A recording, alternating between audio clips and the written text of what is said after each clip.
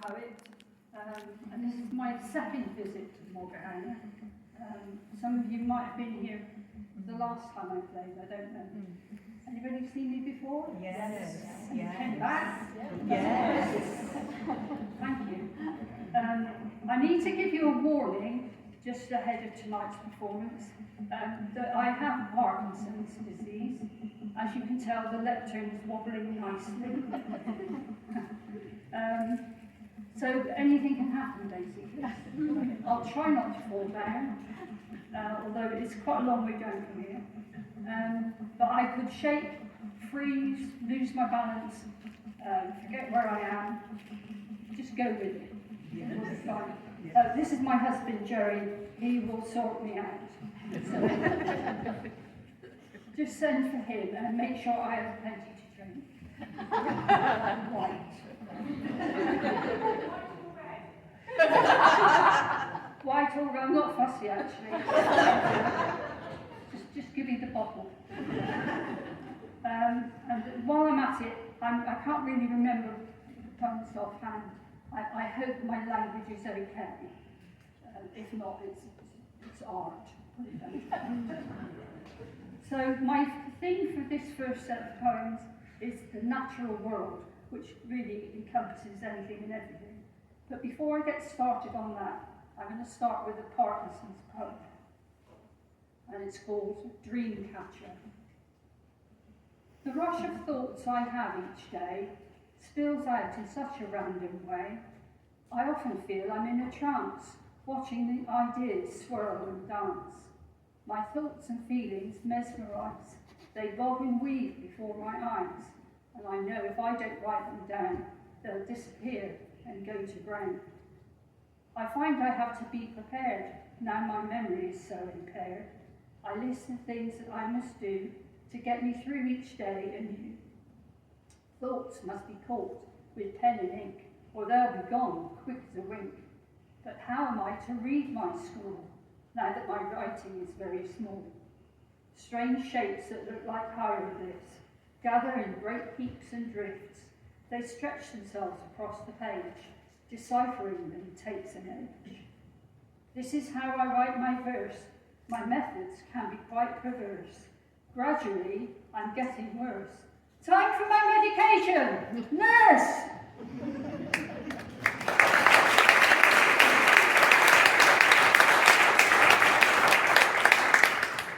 Thank you very much, you're very kind.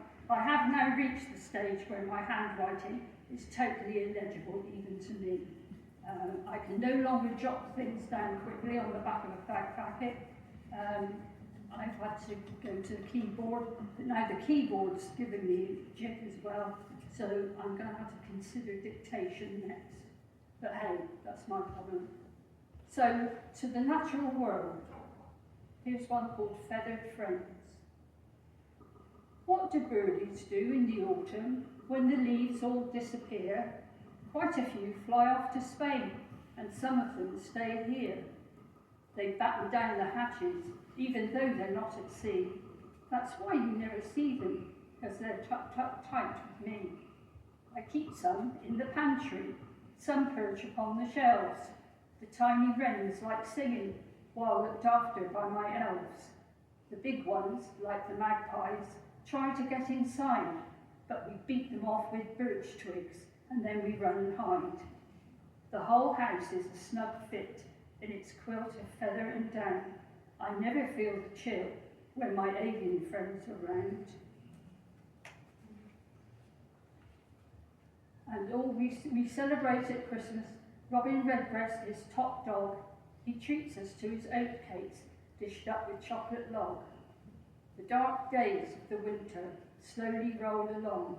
We make plans for spring days and write some chirpy songs. Then at last the sun appears. Now do what you do best. Perform your mating rituals and fill up all your nests. I really have stopped that this time.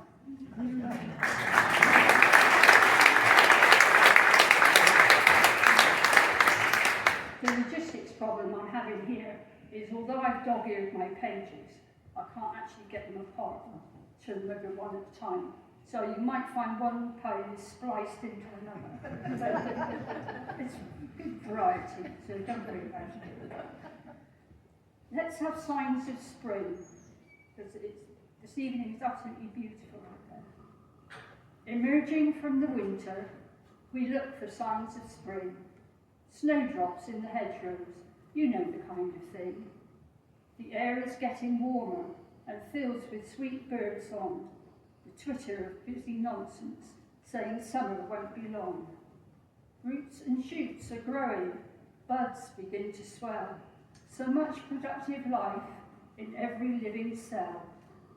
After weeks of cold inaction, let the gardening begin, for today the lorry comes and empties our green bin. I bet all the gardeners here can't wait for that green bin.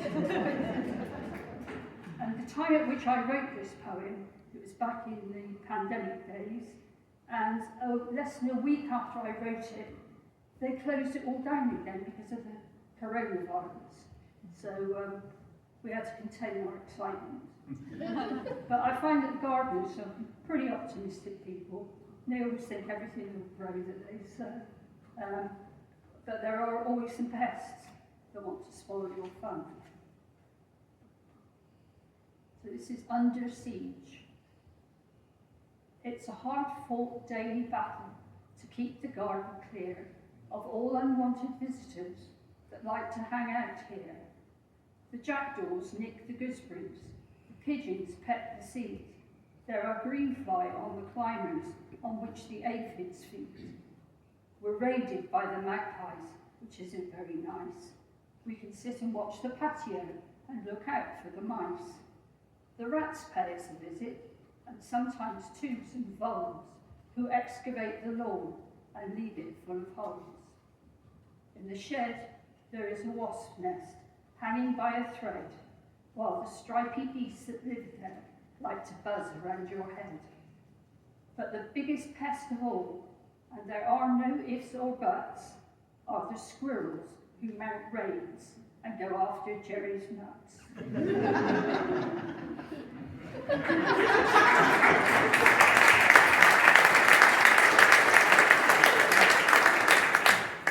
Anybody who knows my husband will know and appreciate that he absolutely hates squirrels and has a personal vendetta against them. But we used to have a magnificent walnut tree in the last place we lived. It used to be festooned with nuts, and we rarely got any of them. So that's why they're not my favourite. But this next one is called Bandits. There's maybe some revenge going on here. They've got the place surrounded, the house is in full view. One ruthless individual is planning what to do. He's got in mind a target. He'll need to use great stealth if he hopes to get his hands on someone else's wealth. He calculates the distance between him and his goal. The terrain is very open. His plan may have a hole. He's nothing if not ruthless. Optimistic too, no doubt. So he's going to carry on, hoping not to get caught out. Then, at the last minute, the plan is back on hold. He spotted a small movement that makes his blood run cold. There stands his forsworn enemy, rifle ready, loaded, cocked, sending searing darts of pain that leave him feeling shocked. But he makes a fatal error, and at last he is shot with lead. He knows that it's all over, he's well and truly dead. And now, out of the shadows, steps a man who's feeling good. His patience has paid off, and now the squirrel's gone for good. Poetic license in there, obviously. All you animal lovers, I'm sorry. Speak to my husband in the interview. Actually, darling, do I have a drink? Yeah. You got me shaking now, you know that. Thank you, dear. I didn't know this. Fly tippers. Litter. Hedges full of litter. It dangles from the trees. It looks a tad unsightly, blowing in the breeze. A rummage in the ditches yields some plastic and some glass. No one gives the monkeys, chuck it out while driving past. Take my litter home, mate. Why would I do that? I like to keep things tidy, not store it in my flat. If you're really crafty and you've got some stuff to lose, load it up at midnight and dump it where you choose. See that country lane up there heading to the wood? It's ideal for hiding rubbish, and the camouflage is good. Keeping Britain tidy. It's very much old hat. Oh, for goodness sake, stop moaning. It's just a bit of tat.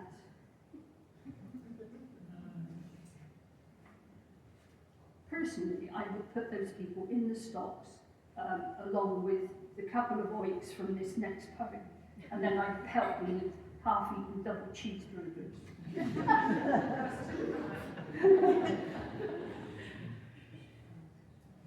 But my sister, who lives in Romsey, which is a lovely little town, told me how her local canal had been trashed after some hoodlum had tipped a wheelie bin full of rubbish in the water. This is the sort of person I call weak. So I wrote this poem, A Canal Defiled. Who was it thought it funny to go to so much pain to steal a bin of rubbish and drag it up the lane? Why go to all that effort to nick somebody's bin, then stagger to the waterside and heave the damn thing in? What pleasures to be had from watching litter float? Does the perpetrator feel fulfilled? Does he stand and gloat? Or does he run off mindlessly, laughing with his friends, unaware completely of the message that he sends? Here's an ignoramus who will never show respect for the greenery of England with which he never can connect. Not for him the soothing balm of nature's springtime scent. He'll vandalise his way through life, chock full of discontent. Mother Nature, in the meantime, has seen it all before and sets to work her magic to even up the score. So future canal strollers out to take the evening air will comment on the beauty that surrounds them everywhere. Right, so let's have something a bit more positive. Have we got any tomato growers in? Yeah? Ever the optimist. So here's one for the tomato growers. Gardener's Delight. The time is right, the season's new. The gardener knows what he must do. He gathers compost, chooses seed, checks conditions he will need. Routine dictates what happens next. He knows his old ways are the best. He settles down to play his part as Mother Nature wields her art. Coaxed from a pip, the seedling grows, the DNA within it knows exactly what it has to do to make a plant that's strong and true. Keeping watch takes many hours, while leaves unfurl, as do the flowers. Gradually, green orbs appear. He knows that harvest time is near. Ruby red and jewel bright, those luscious fruits, a welcome sight. Hanging clusters on the vine, their musty scent is so divine. He reaches out and plucks a sphere he's waited best part of a year to taste again this fruit of love, sent like manna from above. And that poem I wrote for my dad, who grew tomatoes year after year after year. And the latter years, they were unfortunately starting to decline as his sort of magic powers diminished. But he used to spend hours sitting in the greenhouse waiting for those tomatoes to arrive, those little tiny green ones, and then getting redder and redder until they were ready to pick. And there's another popular vegetable found in English gardens. What could I be thinking of? What do us English people like to eat towards the end of the summer? Run beans. What we got? Marrow. Marrows? No, I wasn't thinking of marrows. Run the beans. Runner beans. Yes, runner beans. Actually, not say runner beans. I love runner beans. First pick. The first runner beans of the season are greeted with eager delight. They should be eaten thoughtfully. The accompaniments must be just right. Pick them when they are just perfect. Prepare them at once for the pot. Then find something nice to go with them. Lamb with mint sauce hits the spot. Take care with the time that you cook them. Not enough and they'll be underdone. This renders them a little bit squeaky, which will spoil your gastric fun. Heat them when cooked in a dense pile next to your veg and some meat. Douse them in your favourite gravy. You are almost ready to eat. Make sure that you're sitting comfortably for what you're about to savour. You don't want to be diverted from that wonderful summer flavour. And I'm just plugging here, I've got a very nice recipe for runner bean chutney, which is in book 2, page 92. So there's the recipe you've all been waiting for, to see George and Leslie in YouTube. Right, oh, I've got another here, but about salad and tomatoes. Let's go with that. Interestingly, these were written around the time of the last national disaster. One is called On the Side Salad, and one is called cornucopia. Food shortages in Tesco. Whatever shall we do? We're used to having plenty, but now we have to queue. Growers going bankrupt, farmers in despair, the nation's egg producers are pulling out their hair.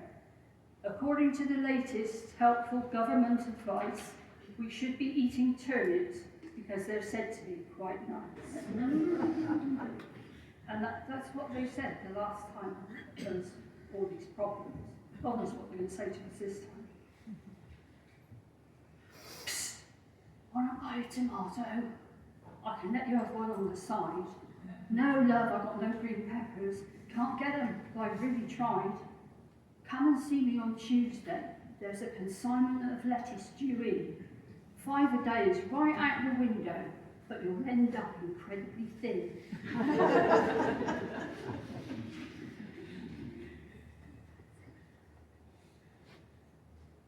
Right, we're motoring towards our last poem before the break, which is about how gardening is good for you.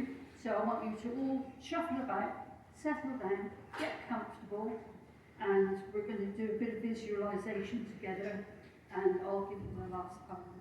So settle down, close your eyes if you want to. You're in the most beautiful garden, surrounded by beautiful flowers and vegetables. It's all beautifully green, the birds are twittering, you're at perfect temperature, you're just starting to relax. Take your time. You can't beat a garden for making you feel better. So here we are, in praise of gardening.